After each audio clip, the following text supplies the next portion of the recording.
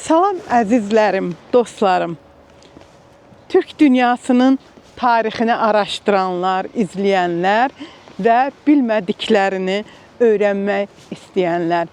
Bugün sizə gözəl bir bayramdan danışmaq istəyirəm.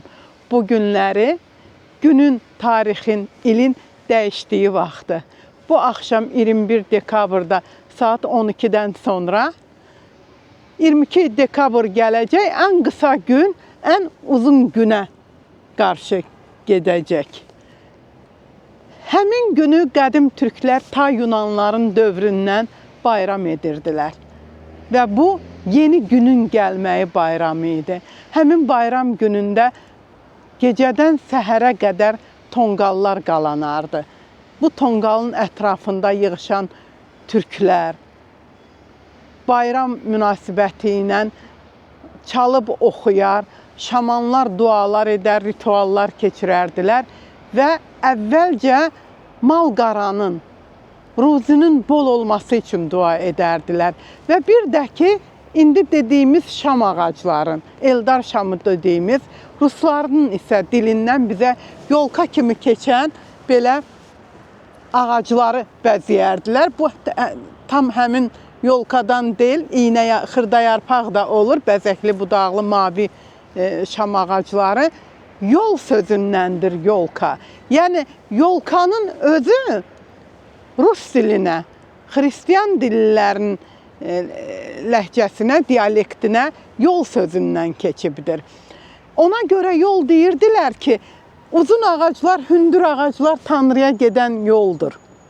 Və bu ağacların ətrafında yığışıb, bəzənmiş ağaclara meyvə ilə, konfetlərlə, şirniyyatla, yiyəcəklərlə, əlinizdəki gözəl lentlərlə, bəzəkli əşyalarla bəzədikiniz ağacların ətrafında dayanıb, əl-ələ verilib, ellikcə dolanıb, Tanrıya dua etdikdə, ağac düz üzü Tanrıya getdiyinə görə etdiyiniz dualar Tanrıya çox tez çatardı.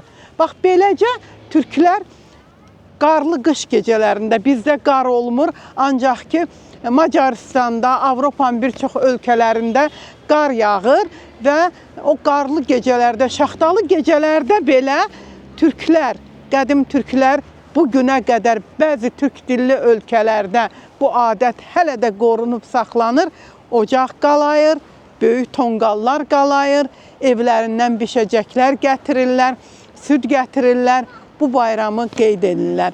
Azərbaycanda isə bu bayram Nardoğan kimi qalıbdır. Ta qədimdən, hələ 19-cu əsrin əvvəllərinə qədər bir çoxlarımızın evində Nardoğan bayramı qeyd olunardı. Nar yumru bütöv, qırmızı rəng həyat deməkdir. Doğan isə, yəni yeni gün doğan, nar kimi yeni gün doğubdur. Baxın, 22 dekabrdan sonra ömrümüzə yeni il gəlir, yeni gün gəlir əslində. Bu günləri sizə bir tövsiyəm var. Bugündən sabaha və 22-sindən 23-ünə qədər olduğunuz evlərdə şam yandırın. Ən gözəl arzularınızı o şamın yanında oxuyun, deyin, dilə gətirin.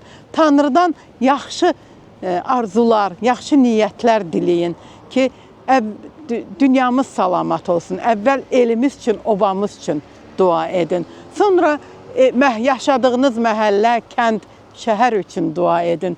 Sonra isə ailəniz üçün dua edin. Duanı əvvəl el üçün edəndə ailə də xeyir görür. Beləcə, hər birinizə arzu edirəm ki, gün o gün olsun ki, bütün məhəllələrdə, bütün evlərdə, bizim bu jurnalist binalarının həyətində də böyük tonqallar qalansın, Novruz bayramında olan kimi. 21-dən 22-sinə keçən gecə belə tonqallar qalansın və o tonqalların ətrafında yığılıb birlik, birgəlik, zəfər nəğmələri oxuyaq. Və mən bugün İpək Yolu Mədəni Tarixi Araşdırmalar Cəmiyyəti adından və araşdırmacı jurnalist olaraq hər birinizin yeni gününü təbrik edirəm. Arzu edirəm ki, bayrağımız həmişə uca olsun. Vətənimiz həmişə abad olsun. Abadlıq könüldən başlayır. Könlümüzü necə tutsaq, vətənimiz də elə abad olacaq. yurdumuza həmişə xoş niyyətli insanlar gəlsin. Sevdiklərimizin hər işi yaxşı getsin. Xəstələrimiz tez sağalsın, şəfa tapsın. Balalarımız xoşbəxt olsun. Ocağımızın suyu sərin, ocağımız isti olsun. Evimizin suyu sərin, ocağı isti olsun. Ruzi bərəkət başınızdan açsın, cibiniz dolu olsun, canınız sağ olsun. Bizə zəfər qazandıran şəhidlərimizin ruhu şad olsun, qazilərimizə Allah can sağlığı versin. Dövlətimiz var olsun, yaşasın. Mən bu arzuları, bu günləri bütün Türk dünyası üçün və Azərbaycan üçün edirəm. Bayramınız, yeni gününüz mübarək olsun, əzizlərim.